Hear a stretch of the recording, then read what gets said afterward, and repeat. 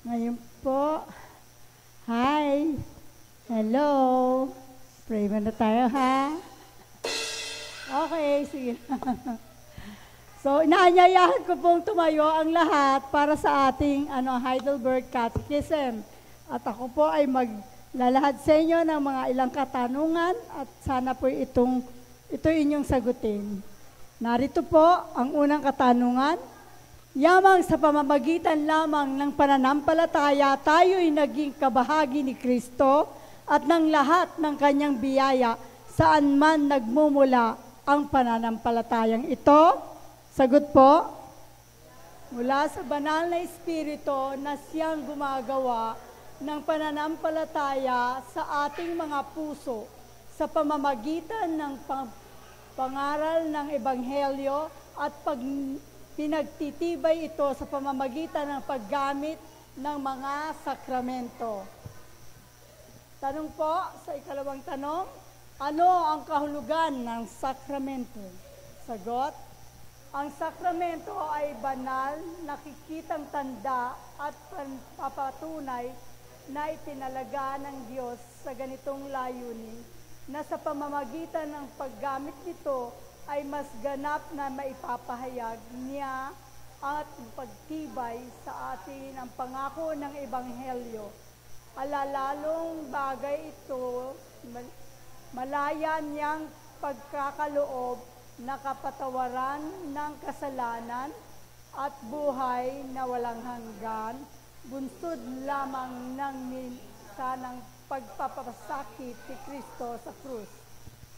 Ikatlo pong katanungan, ang salita at mga sakramento ba ay parehong itinalaga ng Diyos para sa layuning akayin ang ating pananampalataya sa pagpapasakit ni Jesucristo sa krus ng tanging batayan ng ating kaligtasan? Sagot po, tunay nga sapagkat tinuturo niya sa atin ang banal na Espiritu, Ebanghelyo, ang tinitiyak niya sa atin sa pamamagitan ng mga sakramento na ang kabuuan ng ating kaligtasan ay nakabanterang sa isang pagpapasakit ni Kristo sa krus na inihandog niya para sa atin. Ang huli pong katanungan, ilang bang sakramento ang itinatag ni Kristo sa bagong tipan? Dalawa.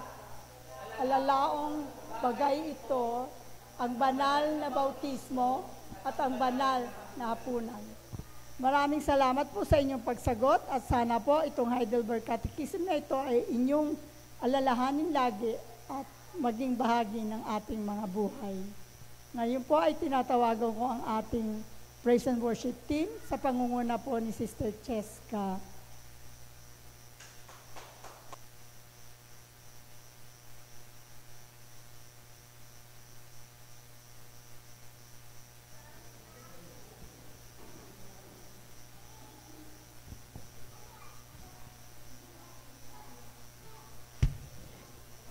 Hi, good afternoon everyone. Kamusta po ang bawat isa? Yan, ang dami nating mga bata. Yes, pwedeng inaanyayahan ko po ang bawat isa na tumayo. Ayan, mamaya mga bata habang nagpa-praise and worship, sayaw kanta tayo ha. Sabayan niyo kami. Maima, let's sing, Maima. Ayan, purihin ang Panginoon. Pwede po bang patingin natin ang ating mga katabi? Ang ating mga nagagandahan. Sabihin naman natin na ang ganda-ganda at ang pogi-pogi nyo today. Today lang ba? Ayan, pinagpalang hapon po ulit sa ating lahat. So, ayun na po. Sabayan nyo tayo sa pagpuri sa Panginoon.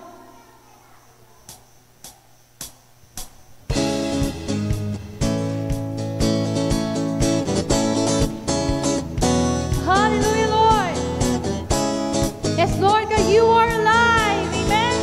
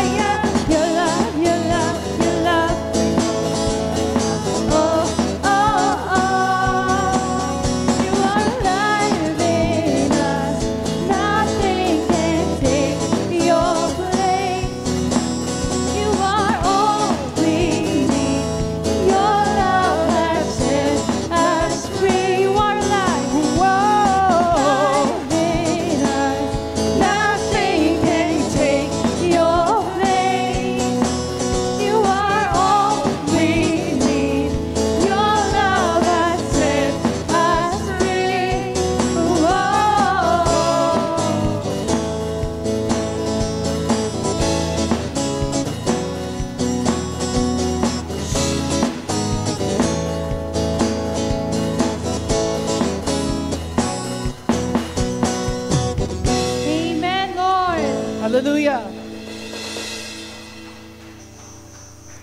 Let's continue to worship the Lord. Father God, we thank you, Lord God, for this day, Panginoon. Lord God, here we are, Lord God. Lord God, hear our hearts, hear our prayers, Panginoon. We worship you, hallelujah, Lord God.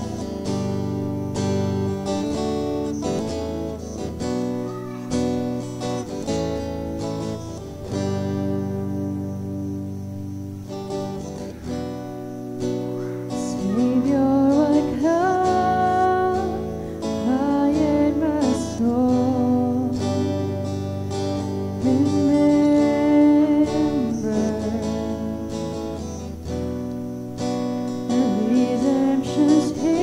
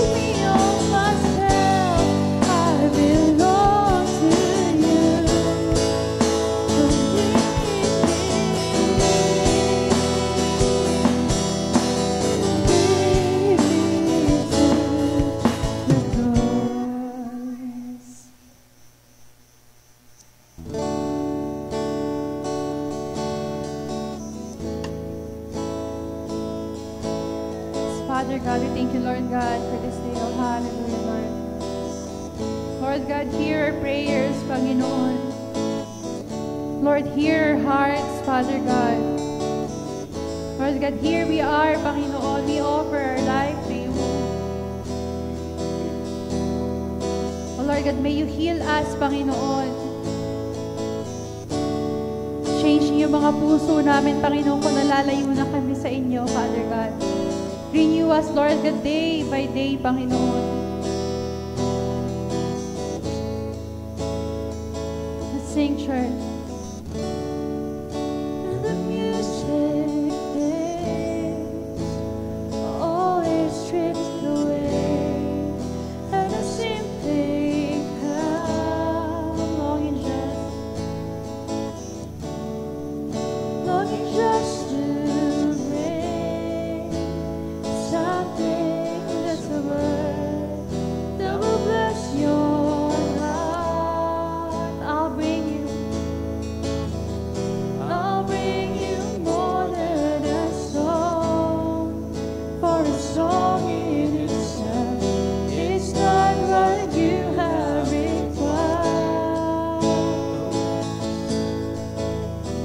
You search much deeper within to the way things appear. You're looking into my heart. I'm coming back to the heart of worship, and it's all about you. It's all about you, Jesus. I'm sorry, Lord, for the thing I made, but it's all about you. It's all about you, Jesus.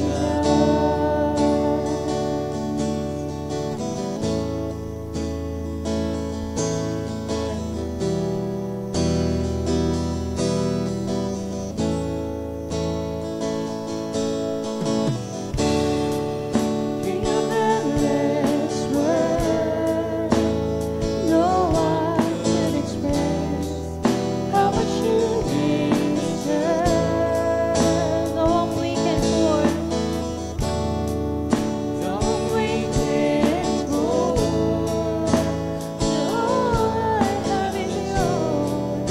Every single breath, I'll bring you more than a song, for a song in itself, it's not what you have required. You search much deeper within, you search much deeper within, to the way things appear. You're looking into my heart. I'm coming back to the heart of worship, and it's all about you. It's all about you, Jesus. I'm sorry, Lord, for the things I made, but it's all about you. It's all about you, Jesus. I'm coming back to the heart of worship, and it's all about you. It's all about you, Jesus. I'm sorry, Lord, for the things I made, but it's all about you. It's all about you, Jesus. Yes, Lord God, it's all about you, Panginoon. Lord God, we want to say sorry, Lord God, sa mga kasalanang nagawa namin, Panginoon. Lord God, nandito kami sa harapan niyo ngayon, Panginoon. Church, let's repent to the Lord. natin ang lahat sa Panginoon. Isuko natin lahat sa Panginoon. Oh Lord God, hear our hearts, hear our prayers, Father God. We are so sorry, Lord God, kung nasasaktan ka namin sa araw-araw. Lord God, yes, we are human, Panginoon, but Lord God, tulungan niyo po kami, Lord God, na i-set at i-fix yung eyes sa inyo alone, Father God. Oh Lord God, we praise you, Lord. We're so sorry, Panginoon. Lord God, accept us, Panginoon. Oh yes, Father God. Ang Panginoon ay tumitingin sa ating mga puso, Church. Oh Lord God, look at us, Panginoon.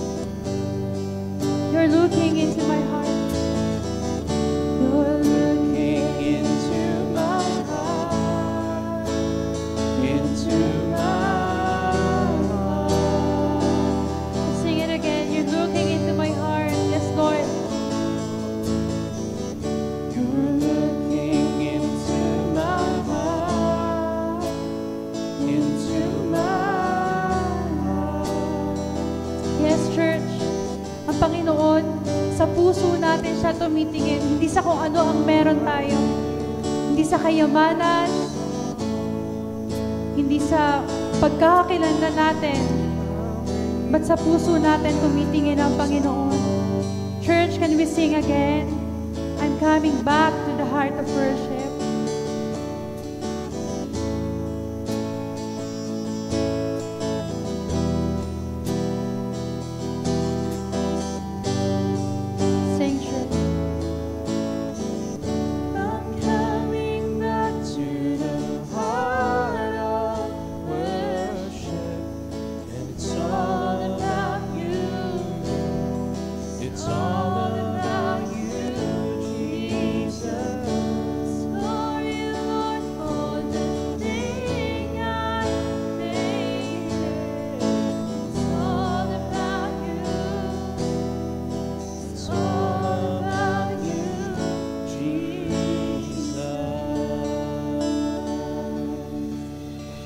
Lord God, Heavenly Father, thank you, Lord God, for this day. Hallelujah. Lord God, we praise your name, Panginoon. Lord, we pray na as Pastor Kokoy deliver your words, Panginoon, mamaya naway ilayo nyo kami sa mga distractions, Panginoon. Bigyan nyo si Pastor ng wisdom and knowledge, Lord. And Lord, naway mai-apply namin ito sa aming mga personal na buhay. Mai-share namin ito sa aming mga kakilala, sa mga mahal namin sa buhay, Father God. Lord God, we pray, Lord, na itong darating na week, Panginoon, ay i-bless nyo kami, i-protect nyo kami, ingatan nyo kami. We pray na lahat na may mga pinagdadaanan ngayong karamdaman, may it be physical, spiritual, mental, emotional, financial, Panginoon. We pray, Lord God, for breakthrough sa bawat isang yun, Panginoon. We pray for healing, Panginoon, sa bawat isang yun, Panginoon. We thank you again, Lord God, for this day. In Jesus' name, amen and amen and amen. Tinatawagan na po natin ngayon ang ating pinakamamahal na pastor, Pastor Kokoy, for the word. Maraming salamat sa aking napakagaling na inaanak na si Cheska, na napakaganda ng pagkaka-deliver ng kanyang exhortation. Thank you so much for leading us in worship. Isa pong mapagpalang araw ng linggo sa inyong lahat. Ayan. So, lahat na ho ba nakapagpunta na ho doon sa kapihan, sa gilid? Ayan. So paalala lamang po mga kapatid, meron po tayong kapihan dyan sa gilid para po merienda naman ho tayo kahit na papaano. Ayan. Mamaya rin po, pag alis po ninyo, pwede rin po kayong kumuha. Ayan.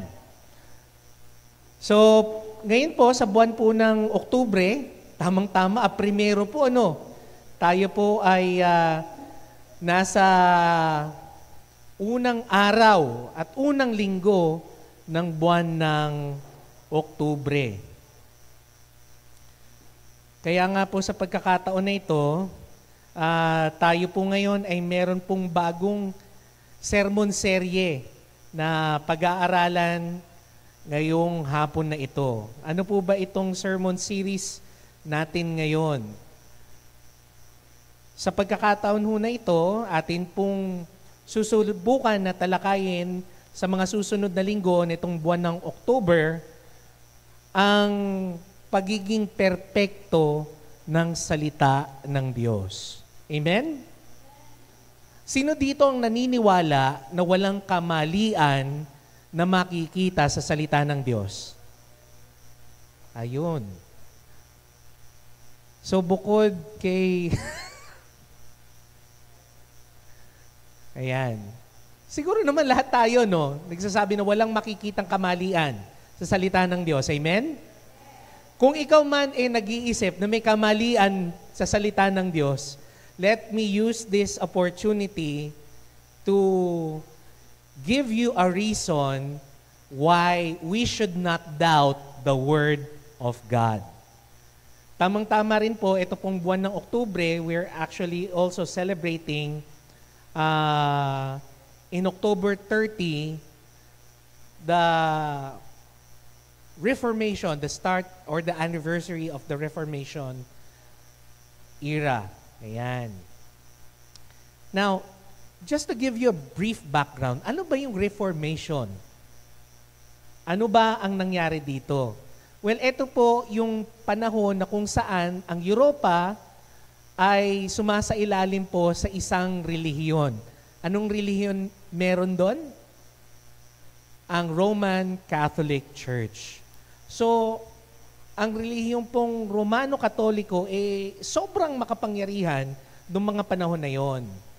At bago po nagkaroon ng Reformation, ang Iglesia Romano-Katoliko ay naniniwala na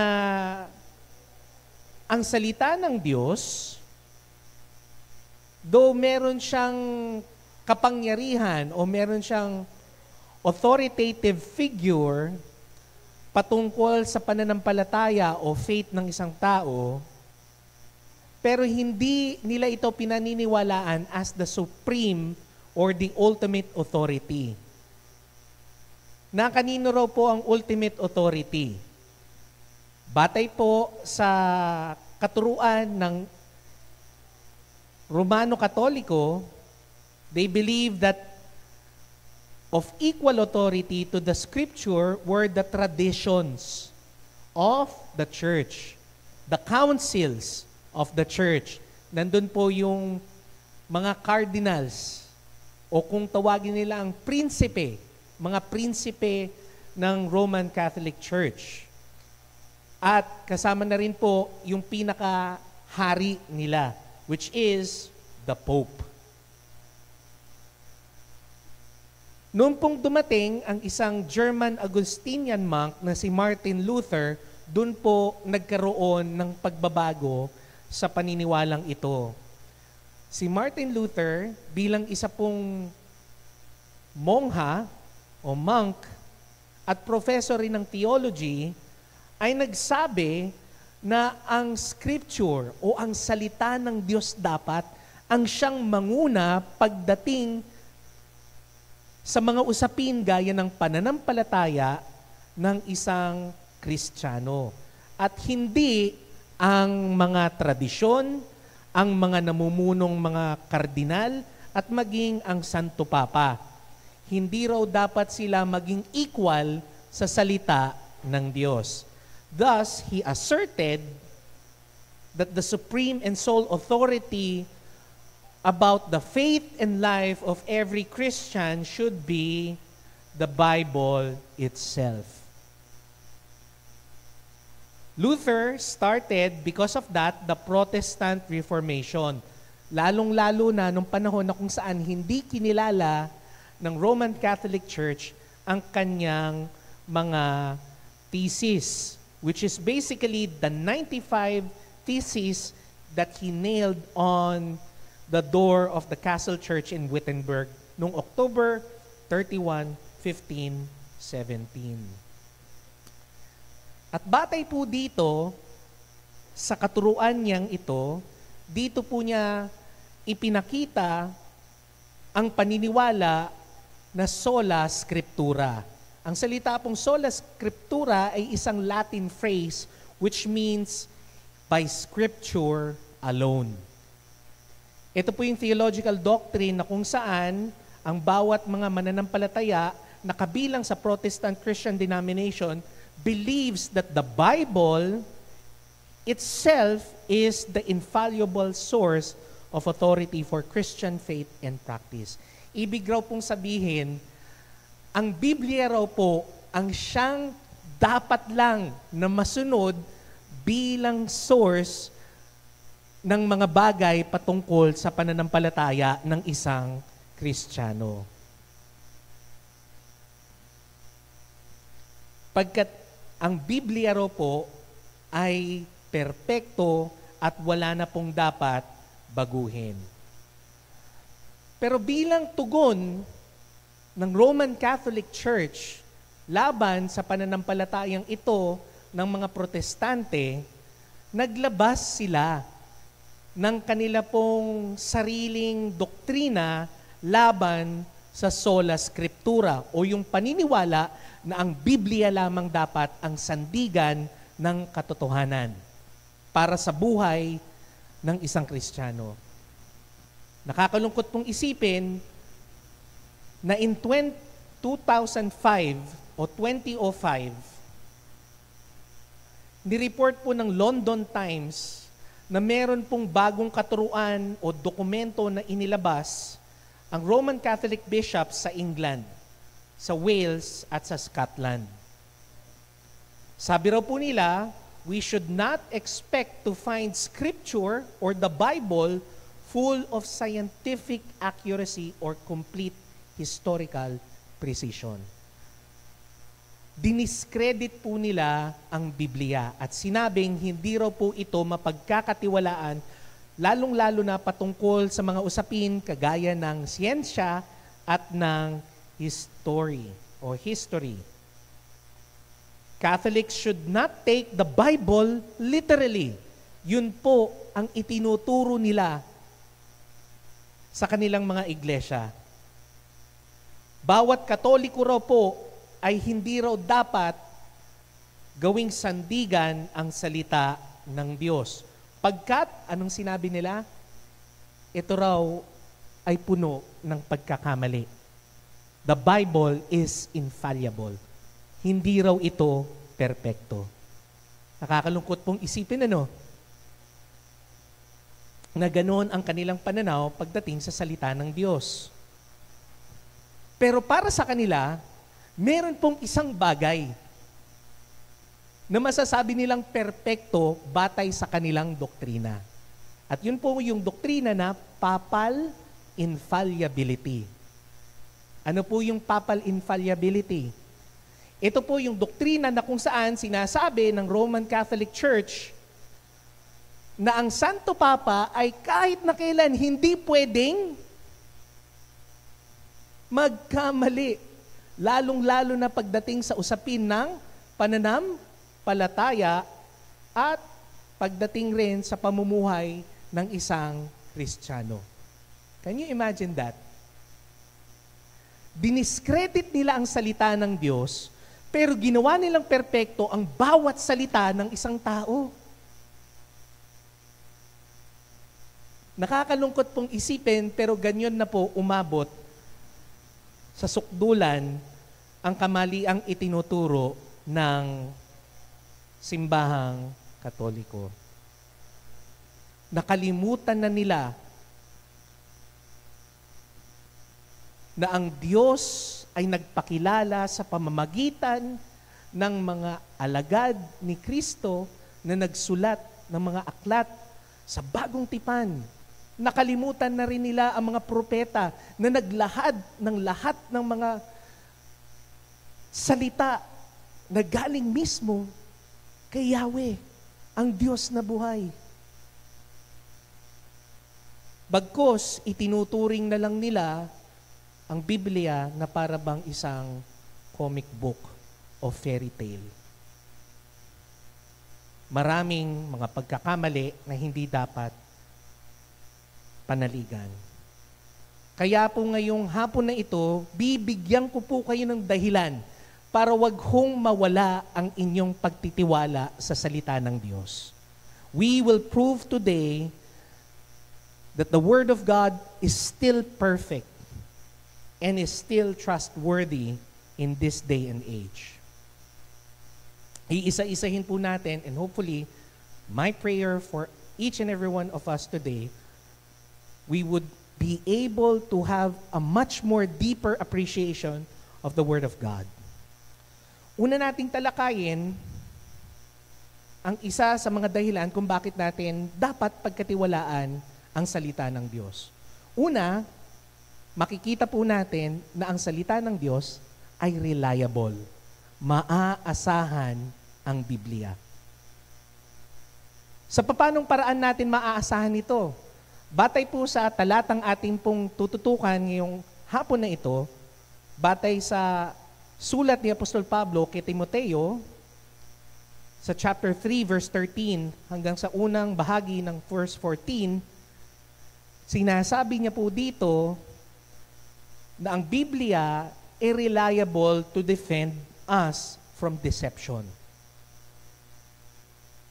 Maari raw pong gamitin ang Biblia bilang depensa sa mga kasinungalingan. Pansinin po ninyo yung sinabi ni Pablo sa verse 13. Sabi niya po doon, "But evil men and impostors will grow worse and worse." Yung pong salitang evil men po dito sa verse 13 refers to the obvious. Ito po yung mga literal na kilala nating mga kalaban o kaaway ng Iglesia ni Kristo. Hindi po Iglesia ni Kristo na tinatag ni Manalo ang sinasabi ko. Ang sinasabi ko po dito ay yung Iglesia na mismong si Kristo ang nagtatag, na hanggang ngayon ay patuloy pa ring laganap pagkat ito po ay hindi nagmumula sa gawa ng tao kundi sa biyaya ng Diyos. Sila raw po ang openly na tumutuligsa sa mga alagad ni Jesus. At yung pangalawa naman na isa pang bagay na tumutuligsa sa iglesia ay yung mga taong kung tawagin ay mga impostor. Sino naman raw po yung mga impostor na yon? It refers to those who look fine and as many think as fine, but they are actually destructive forces among Jesus' followers. Makikita po natin na nung panahon ni Jesus, maikukumpara natin itong impostor na ito sa katauhan nino, ni Judas. Akala natin kaparte siya ng mga alagad ni Kristo na tunay na sumusunod sa Kanya. Pero kalaunan, ipagkakanulo siya.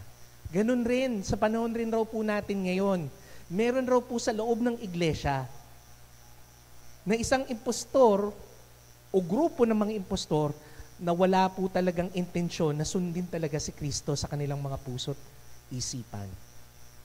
Nariyan lang po sila para sumama sa atin, pero wala talaga silang dedikasyon.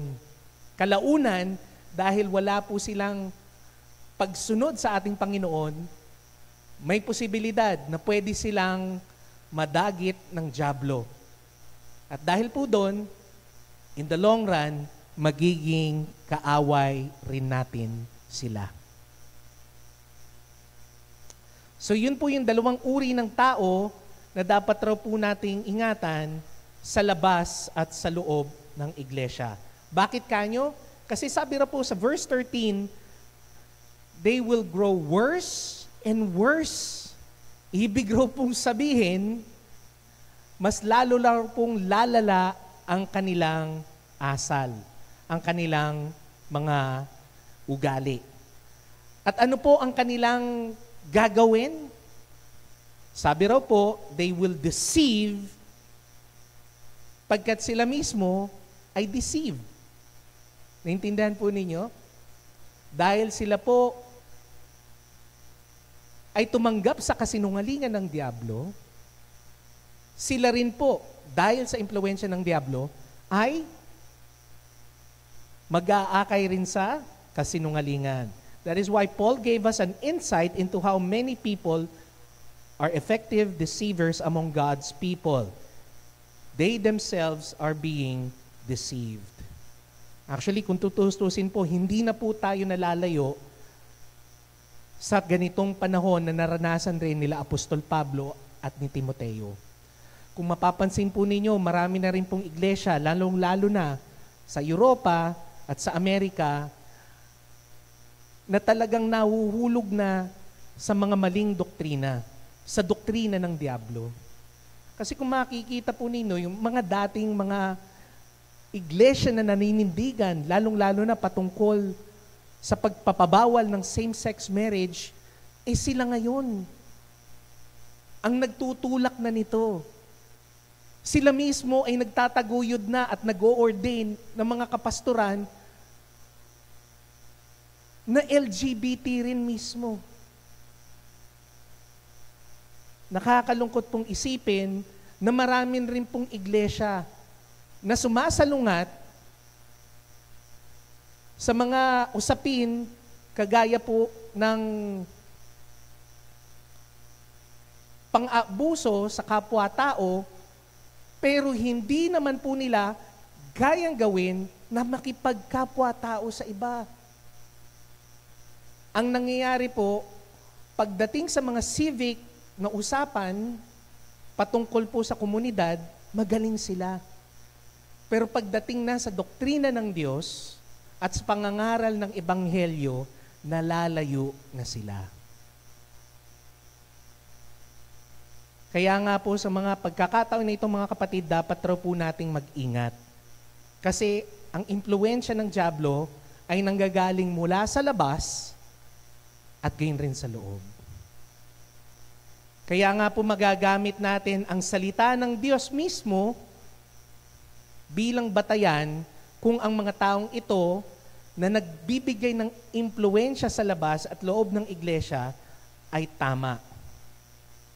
Dito po papasok yung baluti ng Diyos na dapat pong sinusuot ng bawat mananampalataya. Ano pong sinabi ni Apostol Pablo in Ephesians chapter 6 verse 11? Sabi po niya doon, hinikayat niya po ang bawat mananampalataya na isuot ang buong baluti ng Diyos. Put on the full armor of God so that you can take your stand against the devil's schemes. So yung mga bagay pala na pinaplano ng Diablo ay mahahadlangan lamang kung ang isang mananampalataya ay nagsusuot ng baluti ng Diyos. Pag sinabi nating baluti, ito yung armor na siyang humahadlang sa kahit na anumang blow o atake ng kaaway. Pansinin nyo rin po, in verse 17, ano yung parte ng baluti ng Diyos? The sword of the Spirit. So hindi lang po pala laging depensa ang isang Kristiyano, lalong-lalo na pagdating sa usapin ng doktrina o usapin ng Biblia.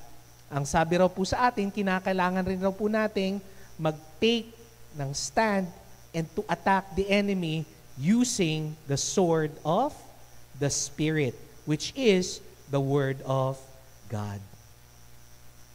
Ang kagandahan po kasi sa espada, siya po ay may kapangyarihan o kakayanan na gamitin para pangdepensa sa mga atake ng kalaban and at the same time, maka-atake para tumigil ang kaaway.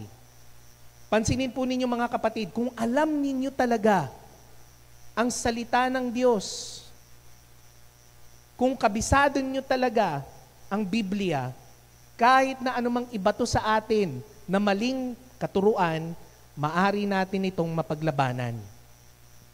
It is also a way for us to defend ourselves from the lies and deception of the devil. Hindi tayo madaling madala ng mga maling katuruan.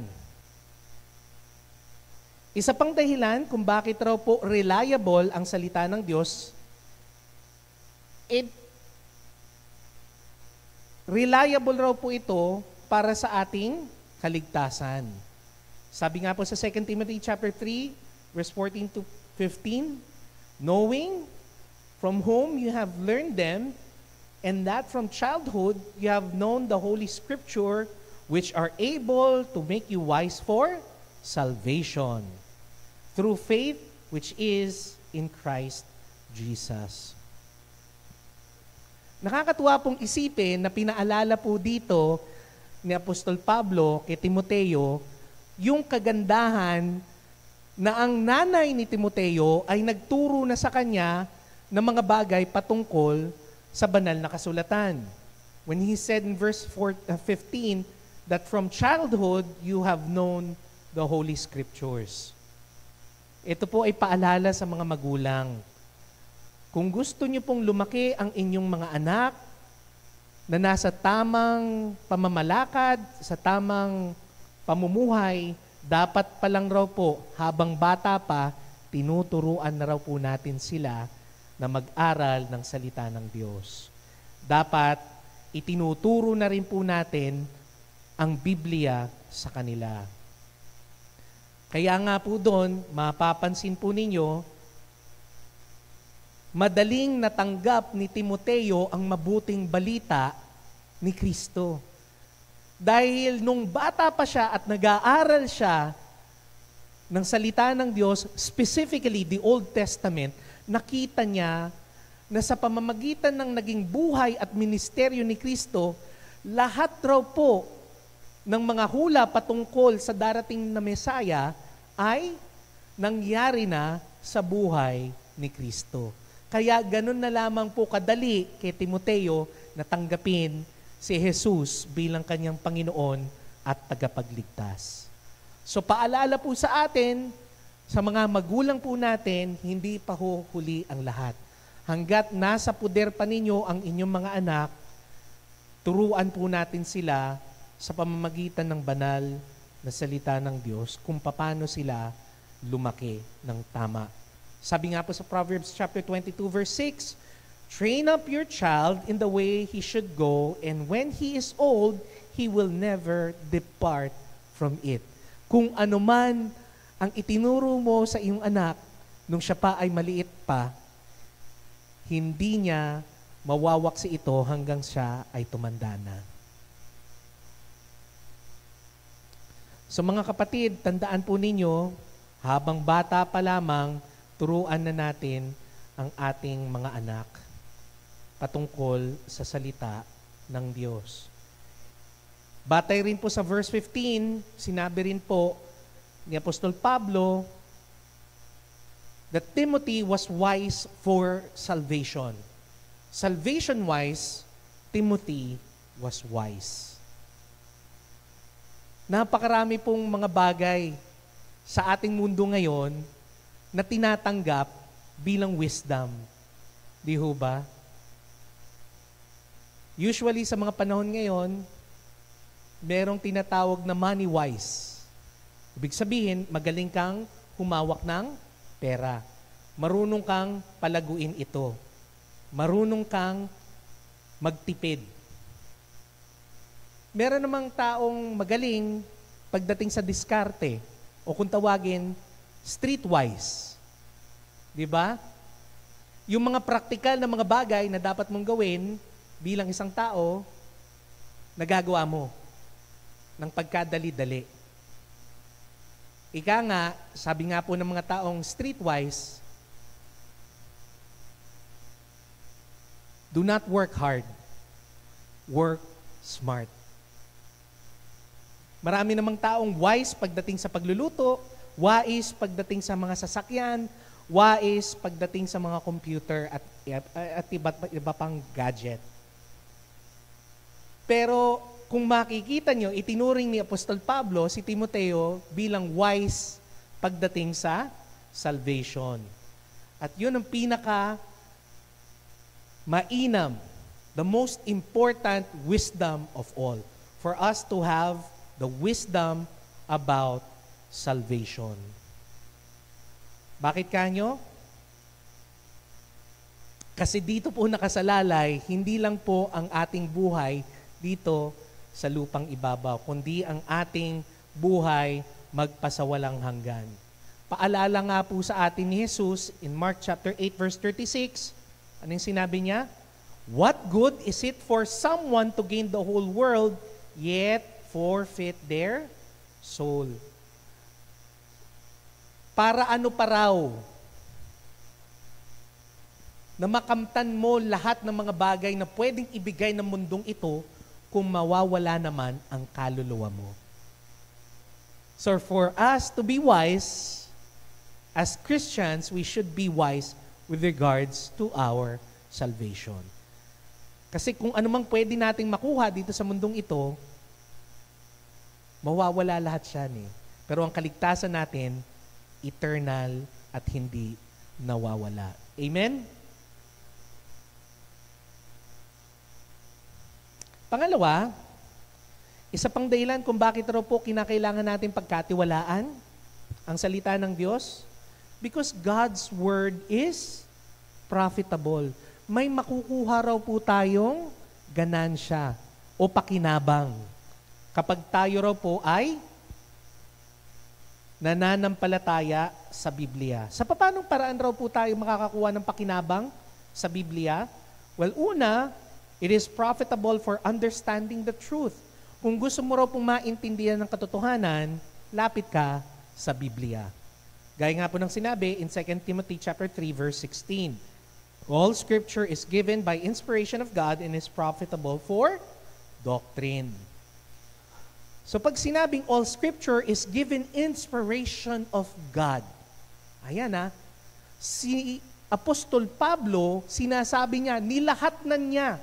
Ibig sabihin, lahat raw ng mga aklat sa loob ng Biblia, mula sa lumang tipan hanggang sa bagong tipan, mula Genesis hanggang Revelation, ay inspired Word of God.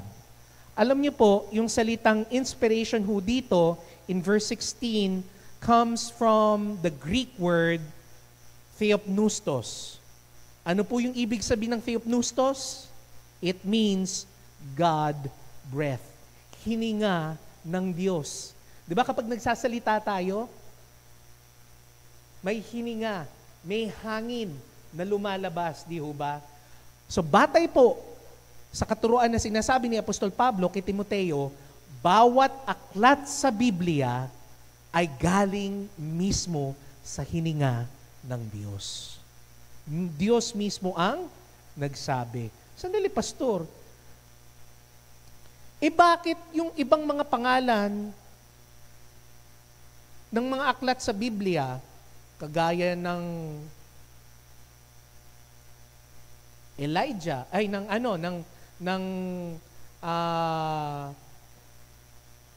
Ezekiel, Micah, sa New Testament, merong Mark, Luke, John.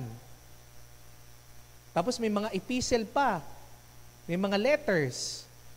Basically, lahat yun nagpapatunay na yung mga aklat na nasa loob ng Biblia, sinulat ng mga tao.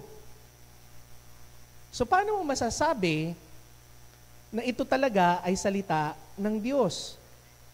Galing ito sa pagsusulat ng mga tao. Doon nga po papasok yung interpretation ng salitang God breath bilang inspiration. Ang sinasabi po dito ni Apostol Pablo, bawat katagaraw po na lumalabas, bawat salita, bawat letra sa mga sulat ng mga taong may akda ng bawat aklat sa Biblia, bagamat nanggaling sa kanila at sila mismo nagsulat, ay inspirasyon mula sa Diyos. Literal na hininga ng Diyos sa pamamagitan ng kanyang banal na Espiritu ang bawat letra, kataga, salita, pangungusap na isinusulat ng mga tao na nilalaman ng Biblia. So dito pa lamang po sinasabi sa atin ng bawat aklat sa salita ng Diyos ay kanyang akda. Isa pang patunay kung paano natin maaasahan na tunay nga pong hininga o inspired ng Diyos ang Biblia ay yung uniqueness ng Biblia sa ibang mga aklat. Kung ipagkukumpara ho natin ang salita ng Diyos, ang Biblia, ang Scripture sa ibang mga aklat, very unique o kakaiba ang Biblia kumpara sa kanila. Una, mapapansin ho natin na ang Biblia is unique in its continuity. The Bible has been already written over 1,600 years. Ilang generation na yun? 60 generation by more than 40 authors on 3 different continents in different circumstances and places in different times, but it still speaks with one united voice.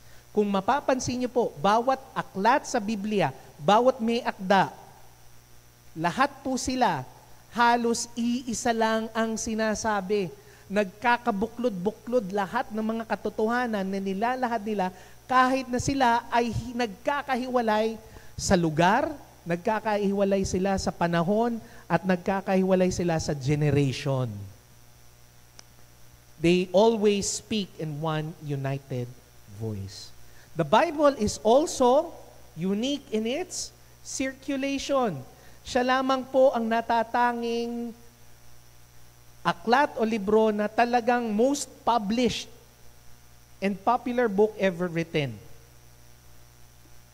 Kung tutustusin, kung meron man pong award na kung tawagin most, ano ba tawag nito? Best-selling book of all time, Biblia na ho yun.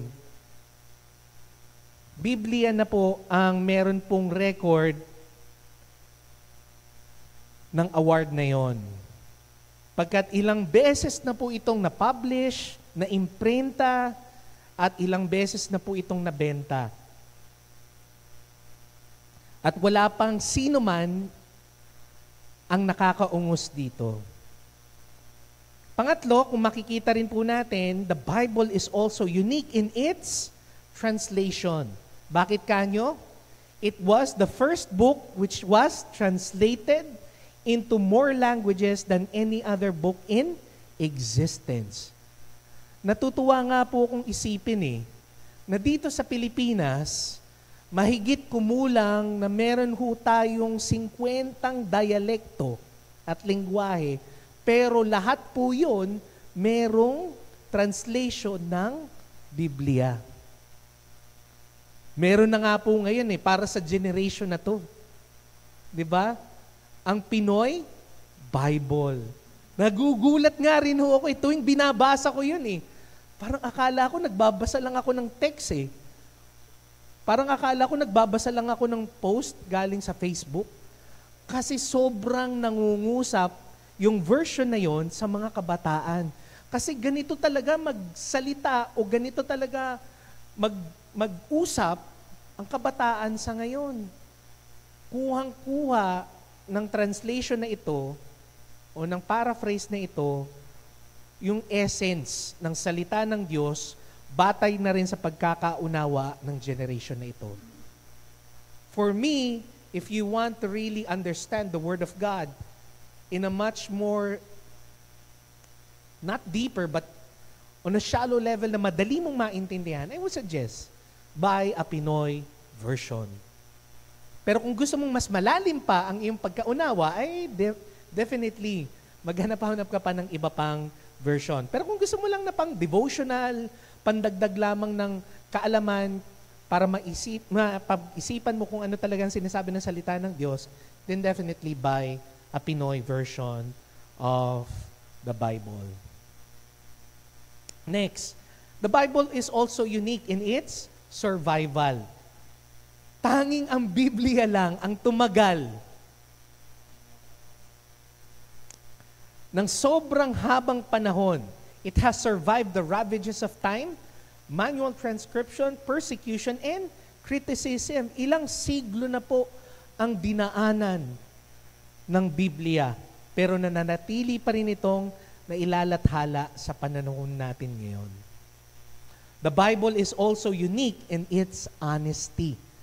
Dito ka lang po makakakita na ang isang aklat ay sobrang brutal pagdating sa pagsasabi ng katotohanan.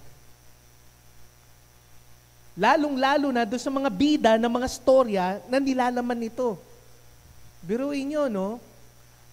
Doon pa lamang po, sa istorya ng mga Israelita, hindi ho nahihiya yung may akda ng Exodus at ng Genesis na ipaalala sa mga Israelita, kayo ay mga dating alipin lamang na tinubos ng Diyos. Abay, kung tutustusin, di ba? Kung gawa lamang lang ng tao ang Biblia, sasabihin niya, siguro yung may akda doon, pagagandahin ko na yung storya ng mga Israelita. Gagawin ko na sila siguro mga anak ng hari at mga reyna. Royal blood sila. Di ba? Mga maharlika. Di ba? Pero hindi. Napaka-brutally honest ng Biblia, lalong-lalo na pagdating sa mga heroes nito. Nandun na rin si Haring David. Akala nyo, no? Sa Biblia, pagkaganda-ganda ng kanyang buhay. Pero marami po siyang naging kamalian na hindi itinago sa istorya ng Biblia. Doon pinakita yung pangangalo niya kay Bathsheba at yung pagpatay niya sa kanyang asawa na si Uriah. Ika nga, no holds bar. Para kayong nagbasa ng diary. Pati yung mga lihim na dapat itinatago-tago, yung mga baho na dapat hindi nilalabas, nilalabas rin ng Biblia. All for the sake of honesty. Hindi kagaya ngayon sa panahon natin ngayon, ano? Di ba? Para makakuha ng magandang social media background ang mga tao, nagsisinungaling. Hindi sinasabi ang katotohanan kung saan talaga sila nanggaling. Di ba naalala niyo, mayroong isang clout chaser nung araw, nung panahon ng pandemic. Sinasabi raw, isa raw siyang Marcos. Naalala niyo yun? Yung namimigay ng, ng bigas. Yung pala, kung tutuusin, nung nag-background check, ang nag-background check pa mismo si Imelda Marcos eh. Kung talagang tunay nga ba na Marcos yung taong yon, scammer lang pala. At ngayon, nakakulong na. So ganun eh. Ang tao talaga, kung iisipin mo, no, kung tao lang talaga yung merong may akda ng Biblia, lahat ng embellishment gagawin niya para lang maitago yung baho at hindi mailabas yung tunay na katotohanan. Diba? Kaya dun yung masasabi na talagang iba ang Biblia. And lastly, the Bible is unique in its influence. The Bible has had, far and away, a greater influence on culture and literature than any other book in existence. Meron nga pong isang atheist na sociologist na nagsabi na kung hindi dahil sa mga Kristiyano, matagal na raw pong nalugmok ang Europa sa panahon ng kadiliman. Kasi nung mga pagano pa at mga hintil ang mga tao sa Europa, wala silang kinikilalang Kristo. Hindi sila naniniwala sa Diyos. At marami silang mga kaugalian na sa palagay ko sa ngayon, maituturing nating krimen. Kaya po, nagpapasalamat rin itong atheist na ito na meron pong mga Kristiyano na naimpluwensya ng salita ng Diyos upang sa gayon mabago ang kanilang pamumuhay. Another thing that proves the Bible is inspired of God is the fulfillment of its promises. Dito ka lang po makakakita na isang aklat na nagbabanggit ng mga hula na mismong natupad. Batay na rin po sa sinabi ni Pedro in 2 Peter chapter 1 verse 19. He says there, we also have the prophetic message as something completely reliable. Pinaalala ni Pedro na ang lahat ng maging mga hula ng mga propeta nung araw ay reliable and trustworthy. Pagkat ang mga ito ay tunay na ring nangyari. Meron nga pong isang tao sa pangalang Peter W. Stoner, isa pong author na nagpapatunay sa accuracy ng Biblia. Ang sabi po niya, according to Professor Peter W. Stoner, which is a well-known mathematician and astronomer, sabi raw po niya, yung probability of any man fulfilling 8, kahit raw po 8 na hula na matupad, batay po sa mga prophecies in the Old Testament na mangyari, ang sabi raw po niya, to fulfill them means that it would happen, ito raw po yung tsansa o yung probability ng pangyayari na mangyayari raw po ang mga bagay na yon. Ganito raw po katindi. Sabi raw po niya, 100 quintillion. Ibig sabihin, 1 na merong 17 na zero. Yun po ang probability ng isang hula na magkatotoo. Kung tutusin, makikita po natin mismo sa loob ng Biblia na hindi lamang po wawalo yung nangyari ng mga hula na na-fulfill. Mapapansin po natin, there are 48 prophecies, especially pertaining to the Messiah, which is fulfilled in the life of Christ. At batay raw po dito, 48 prophecies to happen and be fulfilled means that it is a probability of 10 to the 157 power. Isipin mo na lang po yun, yung probability o yung chance na yun. Let me just translate that in a more conducive way. Yung chance raw po na mangyari raw po yung mga hulang ito mula sa lumang tipan sa buhay ni Kristo, para bang magkaroon ka raw ng tsansa na makapulot ng isang winning lotto ticket sa kalsada. Araw-araw sa loob ng 100 at 57,000 pagkakataon o milyong pagkakataon. Ganun mo dapat isipin yung probability o yung tsansa na mangyari yun. Yun nga lang, makapulot ka lang ng ticket winning ticket ng loto sa kalsada, napaka-imposible na pong mangyari. Yun pa kayang maulit yun sa loob ng 157 times. Diba? So doon pa lamang po pinapaalala sa atin na tunay ngang ang salita ng Diyos is profitable and is considered to be the breath of God. Another thing that proves that the Bible is inspired by the Word of God is the truthfulness of its claim. Sabi raw po ng Iglesia Romano Katoliko na hindi raw po dapat pagkatiwalaan ang salita ng Diyos sa mga usapin kagaya ng siyensya o agham. Abay, ito po ang patunay na dapat rin po nating isaalang-alang ang katotohanan na binabanggit ng salita ng Diyos, lalong-lalo na sa usapin ng siyensya. Kung mapapansin ninyo, in Hebrews chapter 11 verse 3, sinabi po doon, things which are seen were not made of things which do appear. Biruin nyo raw po, ang bawat isa raw po na mga nilalang o bawat isang mga bagay consists raw po ng mga bagay na hindi nakikita. At malalaman po natin that only in the recent years has science discovered that everything is composed of invisible atoms. Diba? Another thing, medical science has only recently discovered that blood clotting in the newborn reaches its peak on the 8th day when it drops.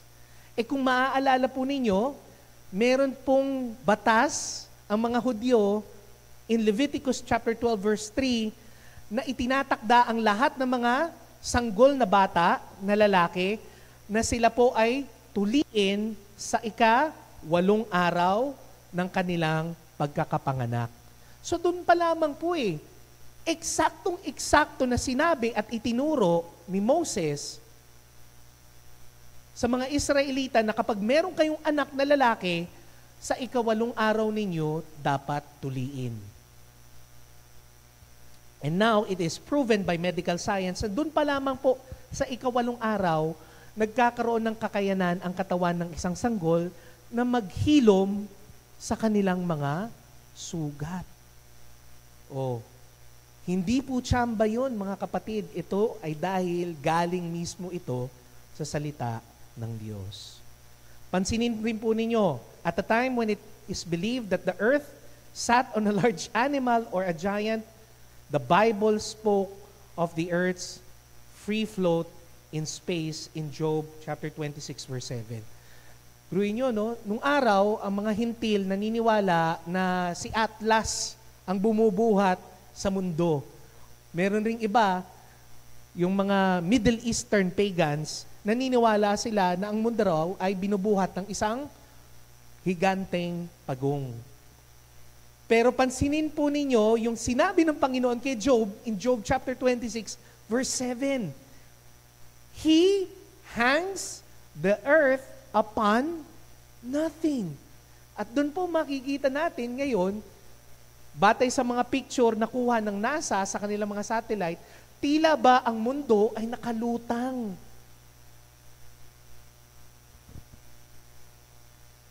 Maging ang prophet Isaiah, nabanggit rin niya that the earth is round. Bilog ang mundo.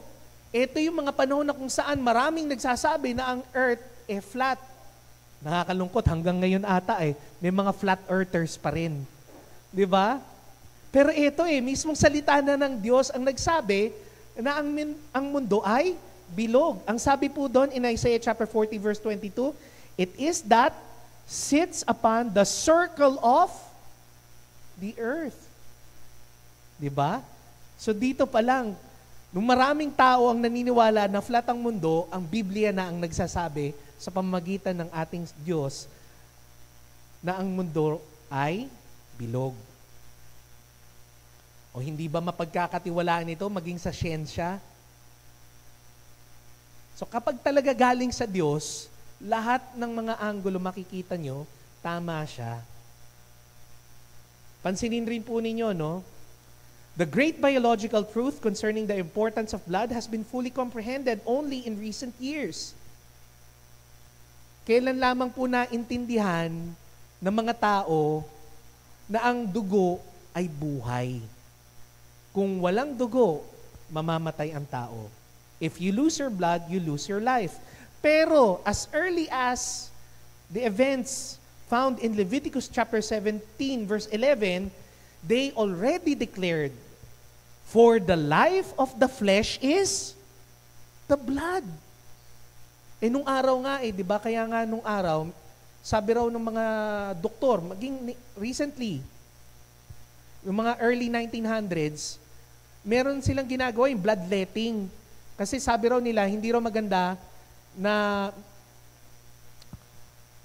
may dugo masyado raw sa katawan ng tao. Pero dito makikita ninyo na as early as Leviticus, it is already telling us that blood is indeed the lifeline of the body. Another thing, all things raw were made by God, including dinosaurs.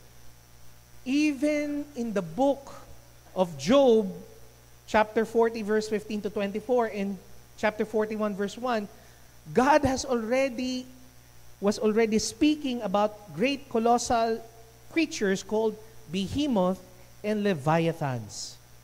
Yung behemoth, sila yung mga higanting mga creatures sa lupain. At yung mga leviathans, mga higanting creatures sa sea. Kung titignan niyo yung context nito, they are considered to be what? The dinosaurs of long ago. Pansinin niyo rin po, in Luke chapter 17, verse 34 to 36, ito po yung sinasabi ng Panginoon na kanyang hula pagdating sa kanyang muling pagbabalik. Dito pa lang makikita nyo na. Sabi niya po doon, while some are asleep at night and others are working at daytime activities in the field, Jesus will come. Doon pa lang po patunay na ang mundo umiikot, umiinog, na mayroong mga parte ng mundo na makararanas ng gabi, and at the same time, may parte ng mundo na makararanas ng araw. Dito pa lang po, nilahad na ng ating Panginoon yung pag-inog ng mundo. Nung araw, hindi nila alam yan Akala nila, ang buong mundo, aaraw ng biglaan at didilim ng biglaan ng sabay-sabay. Pero dito sinabi niya, hindi. Sa muli kong pagdating, kasi isang event lang yun Darating ako, maraming tulog, marami ring gising. Yung iba, mararanas ang aking pagdating during nighttime and others will experience my second coming during daytime. Pero isang beses lang yon. So dito na natin napatunayan na alam ni Jesus na ang mundo ay umiinog, umiikot. It is a clear indication that the earth is revolving. And daytime and nighttime are only the same time, happening together. Another thing that makes God's word profitable is that it is profitable in abiding in the truth, as said in 2 Timothy chapter 3, verse 16, in the last part. It says there, for reproof, for correction, for instruction in righteousness. So ito raw po, meron raw po tayong makukuhang pakinabang sa salita ng Diyos kung tayo raw po ay kukuha mula dito ng doktrina, ng mga bagay para mag-correct, mga bagay para tayo raw po ay ma-instruct. The Bible is good for us and it is profitable for us. It is profitable for doctrine. Binibigyan niya po tayo ng doktrina. The Bible gives us reproof and correction. It means it tells us when we are wrong in our thinking or in our conduct. Kapag maliraw po ang ating pag-iisip at maliraw po yung ating ginagawa, nire-reproof at kinokorek raw po tayo ng salita ng Diyos. The Bible also gives us instruction in righteousness. Hindi lang po tayo kinokorek ng salita ng Diyos. Tayo rin po ay ginagabayan niya para mamuhay ng tama batay sa mata ng Diyos. So this all means something else that is very simple. We can understand the Bible. So if the Bible could not be understood, then there would be nothing profitable in it. Another thing that the Bible can be used on how we should trust it is that God's Word is capable of doing something for us. Meron pong magagawa ang salita ng Diyos para sa atin. Ano po yung pwedeng gawin ng Biblia para sa atin? It is capable of what? It is capable of completing us. Kasi batay raw po sa mata ng Diyos, para raw po tayong isang puzzle na may nawawalang mga parte or pieces. At ang sabi po dito, ang salita raw po ng Diyos, ang Biblia ay kailangan raw po ng tao so that the man of God may be complete. Ang salita raw po ng Diyos ang siyang magpupuno sa kakulangan, meron ang sangkatauhan. The man of God may be complete. It means that when we come to the Bible and let God speak to us, it changes us and it makes us complete and transforms us. Sa pag-aaral po natin, sa pagbabasa po raw natin ng salita ng Diyos, dun raw po tayo magiging kompleto at dun raw po tayo mababago. Batay nga po sa sinabi ni Apostol Pablo in Romans chapter 12 verse 2, paalala raw po niya sa atin bilang mga mananampalataya, do not conform to this world. Hindi lahat raw po ng tama sa mata ng mundong ito ay dapat raw po nating sundin. Dapat bilang raw pong mananampalataya, hindi raw po tayo umaayon sa kung ano man ang uso sa mundong ito. But rather, anong sabi po niya?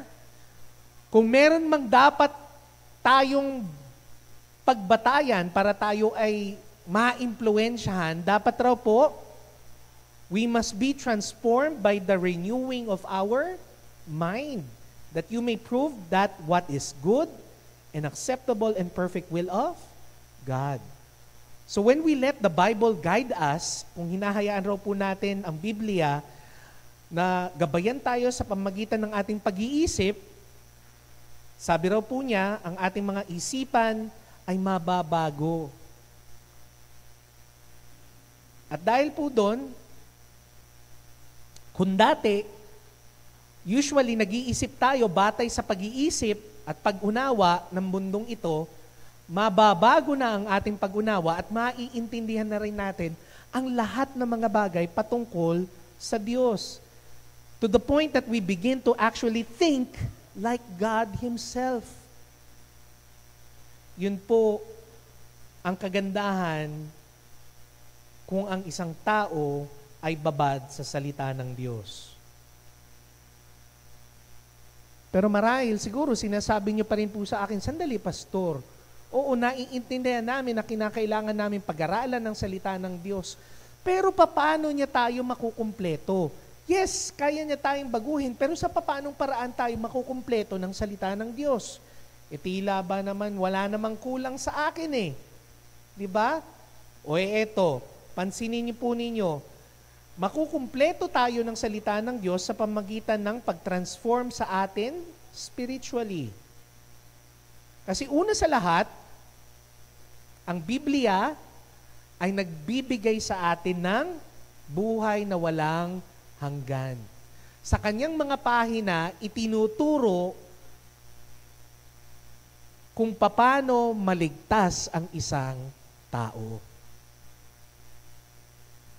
Paalala rin po sa atin na sa pamamagitan rin ng salita ng Diyos, tayo ay nalilinis. We are spiritually cleaned because of the Word of God. Also, pansinin rin po ninyo, no? If you are equipped with the Word of God, it gives us power against demonic spirits. You know, Jesus, when He was tempted by the devil in the wilderness, ano ang lagi niyang ginagamit bilang depensa at pag-atake sa dyablo? Lagi niyang ginagamit ang salita ng Diyos. Gayun rin, kapag nasa sa puso natin ang salita ng Diyos, we can overcome demonic attacks, all because of the Word of God. The Bible also brings spiritual power to heal our bodies. Kaya pansinin rin po ninyo, kapag aral po tayo sa salita ng Diyos, we can say specific prayers that could lead to healing our own bodies and the bodies of other people. Kasi nasa konsepto po ng kalooban ng Diyos ang mga bagay na pinapanalangin natin, lalong-lalo na patungkol sa kalusugan natin at ng iba. The Bible also brings us spiritual strength. The Bible has the power to spiritually build us in faith. So sa mga bagay na yon, kinukumpleto ho tayo ng salita ng Diyos. Another thing, by transforming us spiritually, another thing that makes God's Word capable, it is capable in equipping us. As said in 2 Timothy chapter 3, verse 17, in the last part, it says, thoroughly equipped for every good works. So dito, mga kapatid,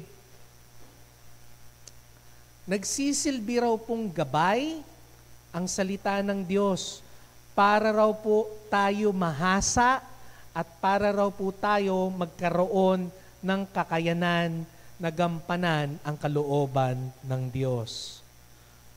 In this passage, in verse 17, Paul exhorted Timothy to continue in these things because the Bible makes you complete and thoroughly equipped for every good works.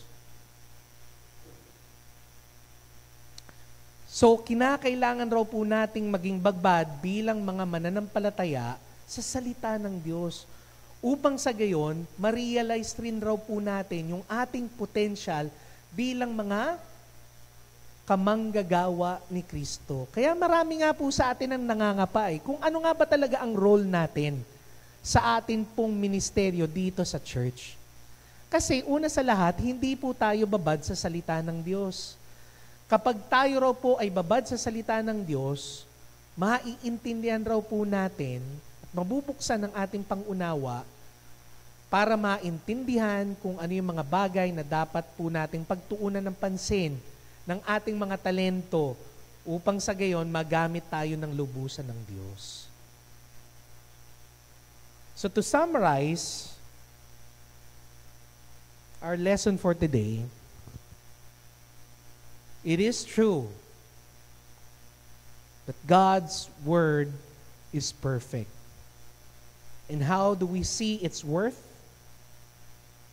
Well, for one, the Word of God is reliable. Maaasahan ang salita ng Diyos. Maaasahan siya bilang depensa sa ating mga kaaway na mapanlinlang. Maaasahan raw siya para sa ikaliligtas ng ating mga kaluluwa. The Word of God is also profitable. Ang salita raw po ng Diyos ay may pakinabang. Saan po tayo magkakaroon ng pakinabang? Sa pamamagitan ng pag-unawa sa katotohanan. It is profitable in discerning the truth, and it is also profitable in abiding the truth. Hindi lang po importante yung malaman at maintindihan ho natin kung ano yung katotohanan. Kasi paimbabaw lang yan kung nasa isip mo lang. Dapat ang katotohanan na dinidikta ng salita ng Diyos ay nasa puso natin. Para sa gayon, masunod natin ito ng lubusan. And lastly, the Word of God is capable. May kakayanan ang salita ng Diyos. Ano ang kanyang kakayanan? May kakayanan itong magkumpleto sa atin para magampanan natin ang kalooban niya. At gayon rin, meron rin itong kakayanan para madagdagan ang ating mga kakayanan para magawa natin ang kanyang kalooban. So as we conclude our message for today, Paul began the chapter warning Timothy about the dangerous times. And nowadays, some Christians, like us, are swept away by the perilous times and some others go into hiding. Neither the option is right for us. We need to stand strong. Kinakailangan raw po nating manindigan. Pero paano tayo maninindigan kung hindi natin alam ang salita ng Diyos? So we need to stand strong and stay on the Word of God. Kaya nga po paalala sa atin ng ating Panginoong Hesus, dapat raw po ang ating pundasyon ay nasa isang matibay na bato. Pansinin po ninyo yung sinabi niya in Matthew chapter 7, verse 24 to 27. Everyone then who hears the word of mine, paalala niya, kung sino man raw po ang nakikinig sa kanyang salita at gumagawa raw po ng kanyang kalooban, ay maahalin tulad sa isang matalinong lalaki. Isang matalinong nilalang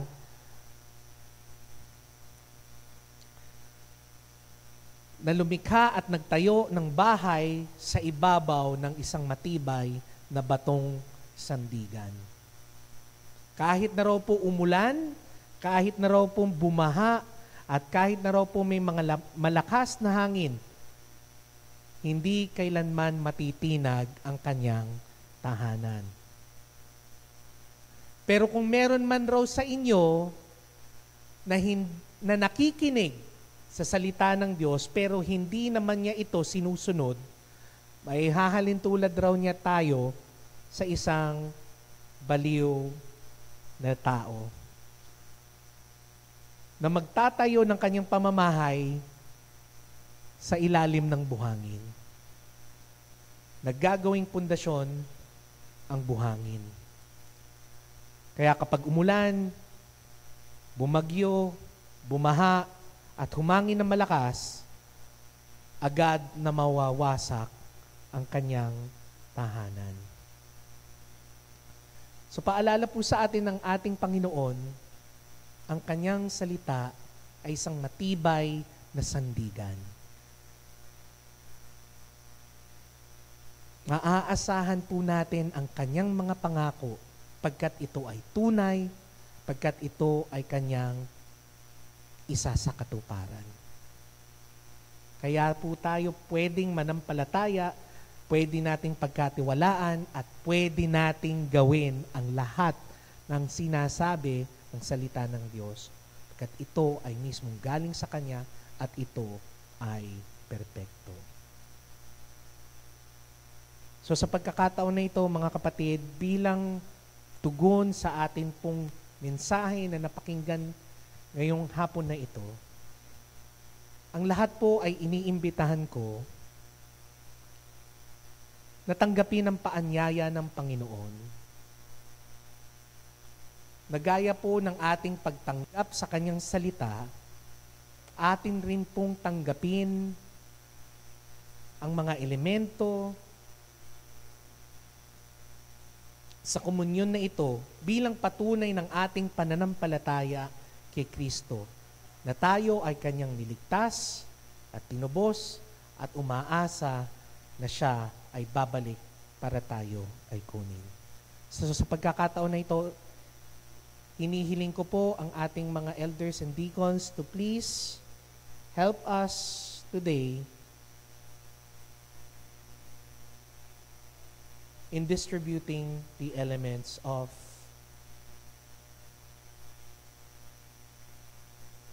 the communion, the Lord's Supper.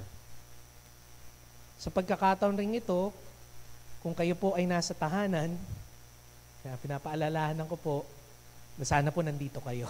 Pero kung wala man at kayo nanonood sa atin pong online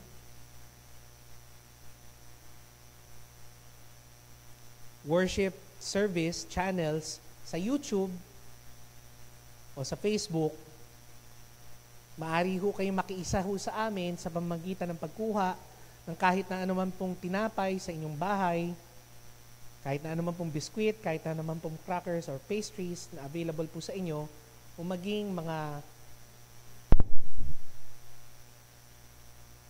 juices, wines, or alcohol na mababa ang alcohol content as part of the wine that we will be celebrating for the Lord's Supper.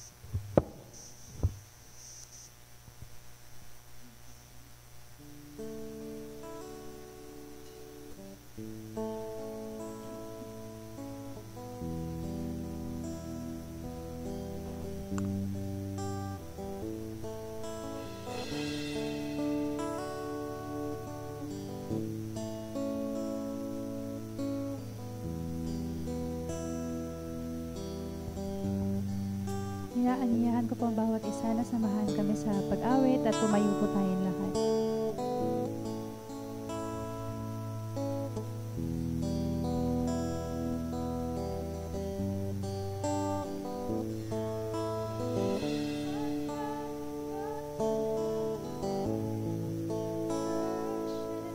And it's all about you.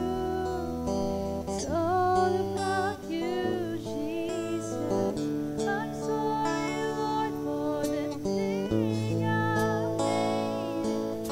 And it's all about you. It's all about you, Jesus. I'm coming back with a heart of worship. And it's all about you. It's all about you, Jesus. I'm sorry, Lord, for the thing I made. But it's all about you. It's all about you, Jesus. It's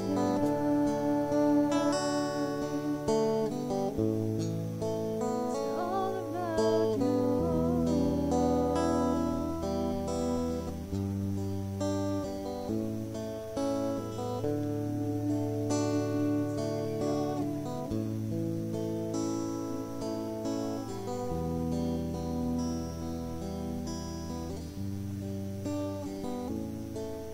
Manatili po tayong nakatayo as we celebrate the Lord's Supper. In Matthew chapter 26, verse 26 to 28, it reads, "While they were eating, Jesus took the bread, and when he had given thanks, he broke it and gave it to his disciples, saying, 'Take, eat, this is my body.'" Maaari niyo na pong kainin ang tinapay.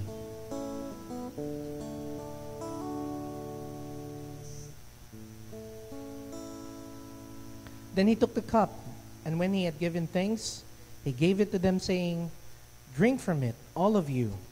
This is my body. This is my blood of the covenant, which is poured out for many for the forgiveness of sins." You may now drink the wine. Manatili po tayong nakatayo. Tayo po'y manalangin.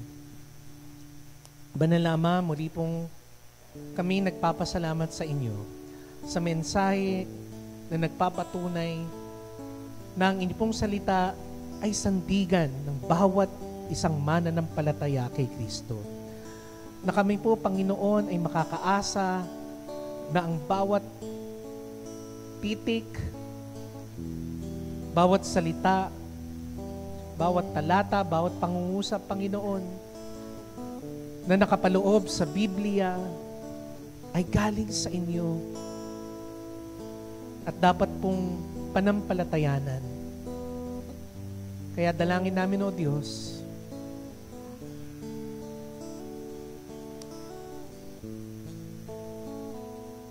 na patuloy po naming bigyan ng pahalaga ang inyong salita. Pagkatiwalaan ito, gayon rin, paalala rin sa amin ni Kristo Jesus na dapat ang lahat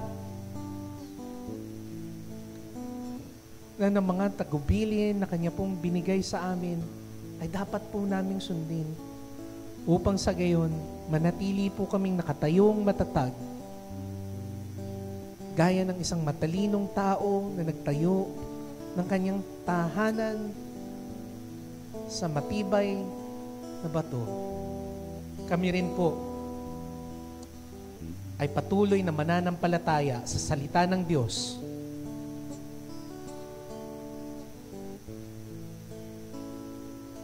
Bilang aming tanggulan, pagpapala at biyaya na nagmumula sa inyo. Ang lahat ng ito, O Diyos, ay aming pong dinudulog sa inyo. Ang may pasasalamat at may pananampalataya sa tanging ngalan ni Kristo Jesus. Ang lahat ay magsabi ng Amen at Amen. Maaari na po kayong magsiupo.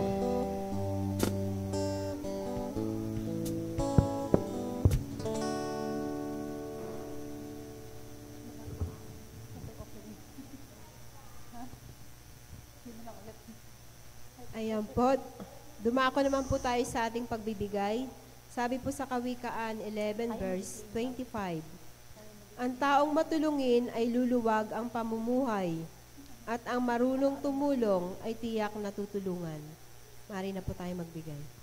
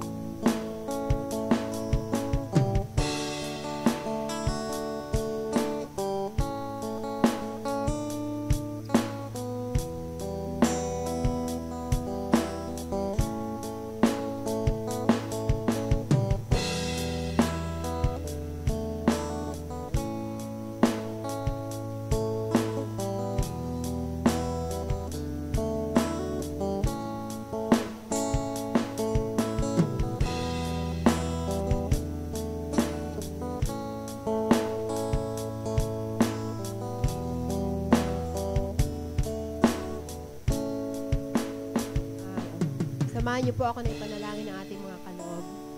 Pagpalang Ama, maraming salamat po sa araw na ito, Panginoon. Maraming salamat na muli kami nakarinig ng inyong mga banal na salita, Panginoon. Naway sa buhay namin ang mga ito, Panginoon, upang maging gabay sa aming araw-araw na pamumuhay, Panginoon.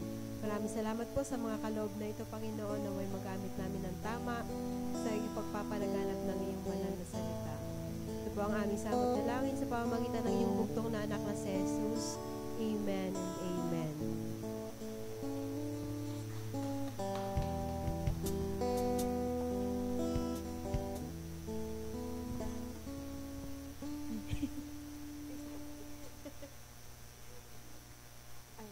Sige po, dumako naman po tayo sa ating mga announcement. So, pinapaalalahanan lang po namin lahat na sa darating pong Reformation Day sa October 29, meron po tayong shirt. So, last day na po kasi ng pag-order bukas and wala pong magbebenta ng mga shirt on that day. So, ito po yung prices para sa mga gustong bumili. And magsabi na lang po kayo kay Tita Che kung gusto niyo po.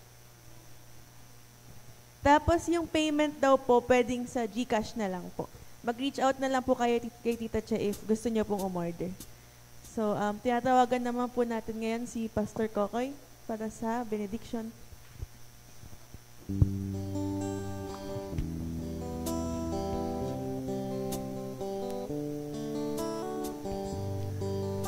Inibitahan ko pong lahat na magsitayo. Mga kapatid, tanggapin po ninyo ang pagpapala ng Panginoon. The Lord bless you and keep you. The Lord make His face shine upon you and be gracious unto you. The Lord lift up His countenance upon you and give you His everlasting peace. Hallelujah, hallelujah, hallelujah to the Lamb. Hallelujah, hallelujah. By the blood of Christ we stand. Every tongue, every tribe, every people, every land, giving glory, giving honor, giving praises to the Lamb of God. Giving praises to the Lamb of God. Giving praises to the Lamb of God. Jesus Christ, Lamb of God. God bless you all and have a blessed Sunday, everybody. Check.